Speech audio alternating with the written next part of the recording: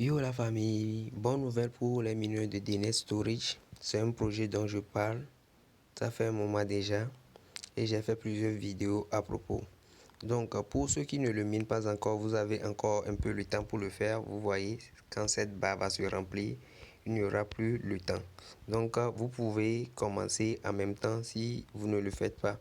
Et ceux qui avaient abandonné le projet, je vous le rappelle de recommencer, de le prendre au sérieux. Alors très rapidement, nous allons passer à l'étape finale avant le listing. Parce qu'il y a des tests, il y a des tâches qu'on fait qui vont nous rendre éligibles à l'airdrop.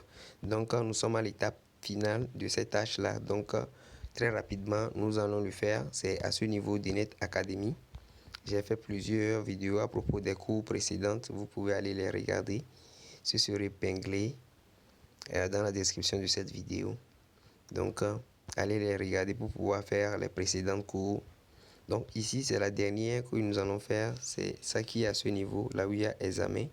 Vous voyez ici c'est disponible, il y a 20 questions. Donc pour le faire, il suffit seulement d'appuyer sur la flèche vers la droite, le jaune ici. Examen du cours. Ils disent examen final. Vous y êtes presque. Réussissez l'examen final pour terminer le cours et débloquer vos récompenses. Ce qui vous attend. Éligibilité à l'airdrop principal. Vous voyez, c'est très important. Vous devez accomplir cette tâche-là pour être éligible. Retrait débloqué, c'est-à-dire vous pouvez débloquer les retraits. Bonus WN et rôle pro dans DNet. Vous voyez. Donc maintenant, un bref résumé, c'est quoi DNet Storage? DNet Storage est une application comment dire, de stockage décentralisé. C'est comme les clouds, les stockages qu'on achète, celui de Google, j'oublie son nom. Et il y a pour iPhone qui est iCloud. Donc vous allez juste acheter les espaces virtuels. Vous voyez, pour Google et autres là, ce n'est pas décentralisé, c'est centralisé. Mais ici, cette application DNS Storage résout le problème de la décentralisation. Donc ici, notre but, c'est nous qui avons installé l'application DNS Storage, on participe à la décentralisation de ces stockages-là. Vous voyez, donc en fonction de ces scans-là, nous allons gagner des crypto-monnaies, des coins que nous pouvons échanger lors du listing. Vous voyez, donc en bref, donc on continue avec les cours. Pour commencer, ils disent règlement de l'examen. Score, vous devez avoir 16 sur 20 pour passer. Et quand vous ratez, vous pouvez le refaire dans 10 heures de temps. C'est à chaque fois une seule tentative. C'est-à-dire, tu fais le cours et puis tu as 10 sur 20. Tu auras tu auras 10 heures de temps pour essayer, pour avoir 16 sur 20 pour passer. Si c'est 17 sur 20, c'est déjà bon. Vous voyez. Donc, commencer le test. Ils disent lequel des éléments suivants n'est pas un token? Stablecoin, memecoin, bitcoin, NFT. NFT n'est pas un token, donc je prends le NFT, j'appuie sur question suivante. Ce que je ne sais pas, c'est que je ne sais pas si les questions seront les mêmes à votre niveau. Vous voyez? Donc ça peut différencier, ça peut changer, on ne sait jamais. La deuxième question, quelle est la différence entre un portefeuille chaud et un portefeuille froid? Ils disent les portefeuilles chauds sont temporairement les portefeuilles sont temporaires. Les portefeuilles froids sont permanents, c'est faux. Les portefeuilles chauds stockent des crypto-monnaies, les portefeuilles froids stockent uniquement des clés. Les portefeuilles chauds sont en ligne, les portefeuilles froids sont hors ligne. Les portefeuilles chauds stockent les clés privées, les portefeuilles froids stockent les clés publiques. Donc je pense que c'est le C. La question 3. Lesquelles de ces affirmations décrit une caractéristique clé des DApp? Les DApp peuvent être développés sur n'importe quelle blockchain. Les DApp ont toutes les applications mobiles disponibles dans les apps Google Play. Les DApp exécutent sur des contrats intelligents. Vous devez fournir une adresse email. C'est le C toujours. Maintenant, la question 4. Oui, je vais continuer avec vous. Comme ça, si c'est la même question, vous pouvez les répondre. Mais je suis sûr que ce ne serait pas les mêmes. On ne sait jamais. Quelle affirmation concernant les pools de liquidité est correcte? Les pools de liquidité sont créés uniquement pour les stockages de jetons. Les pools de liquidité sont une fonctionnalité d'SS. Les jetons sont fournis aux pools par les fournisseurs de liquidité. Les prix des jetons dans les pools sont basés sur les taux généraux du marché crypto.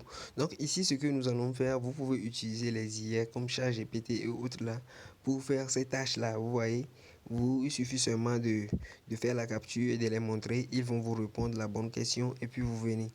Vous voyez, je vais mettre la vidéo en pause pour pouvoir faire le mien. Comme ça, pour éviter que la vidéo ne soit trop longue.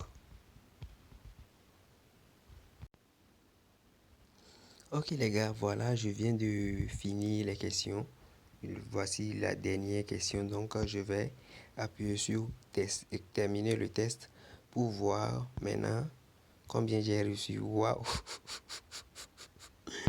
J'ai reçu 14 sur 20, ce qui a fait que j'ai échoué. Donc, je dois le refaire dans 10 heures de temps.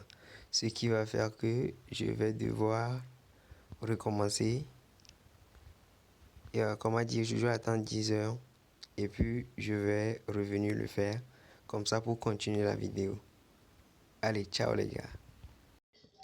Yo les gars, très rapidement, je vais procéder à la deuxième essai parce que je vous avais dit, vous avez vu que j'ai pas réussi les examens. Donc, je vais le refaire en même temps. Donc, examen. Je vous avais dit qu'il faut 16 points sur 20 pour passer. Donc, je vais recommencer. Après ça, je vous reviens. De finir les réponses, maintenant je vais appuyer sur terminer le test. On va voir ensemble combien j'ai reçu pour cet examen, pour ce test. J'ai reçu 17 sur 20, vous voyez, donc j'ai bien passé toutes les étapes nécessaires pour être éligible à l'airdrop de Net Storage. Vous voyez. Donc maintenant, je vais appuyer sur, vous voyez le certificat. J'ai gagné 88 000 ou bien 8 840 000 et un certificat. Vous voyez. Maintenant, je vais appuyer sur réclamer maintenant pour le réclamer en jaune. Vous voyez, je l'ai réclamé. Maintenant, il dit certificat de complexion. Vous voyez, j'ai bien fini le certificat. Vous voyez, je vais appuyer sur continuer maintenant et je vais retourner. Voilà, je suis maintenant prêt et je suis déjà éligible à l'airdrop. Maintenant, il disait que lorsque nous serons éligibles, nous pouvons faire les retraits. Il y avait certaines campagnes que nous avons participé auparavant. Je vais vérifier pour vous montrer ça. C'est ici. Tâche client de stockage. Vous voyez, terminer, inviter des amis. Je ne sais pas si les retraits ne sont toujours pas disponibles, je pense. Ou bien ce n'est pas à ce niveau. Je vais retourner. C'est où normalement, là où je vais voir. Trouve à ce niveau, là où il y a réclamé et détail. Excusez-moi vraiment pour le bruit autour de moi. Donc, je disais que pour le réclamer, pour retrouver ce que je disais, c'est au niveau réclamer et détail. Je vais appuyer dessus. Vous voyez, c'est ici. J'ai reçu 0,6 pic et 1,2 REAT. Je pense que les retraits ne sont toujours pas disponibles pour le moment, vous voyez. Donc, c'est un peu ça. Allez faire ce test-là très rapidement. Je vais aussi mettre les réponses dans mon groupe Telegram et ma chaîne WhatsApp pour que vous puissiez les utiliser pour répondre aux vôtres. Vous voyez. Donc, les gars, merci. Si ça vous a plu, vous avez trouvé cette vidéo utile, lâchez une pouce bleu, partagez-le autour de vous pour me soutenir et pour agrandir la communauté. Allez, ciao les gars, à la prochaine.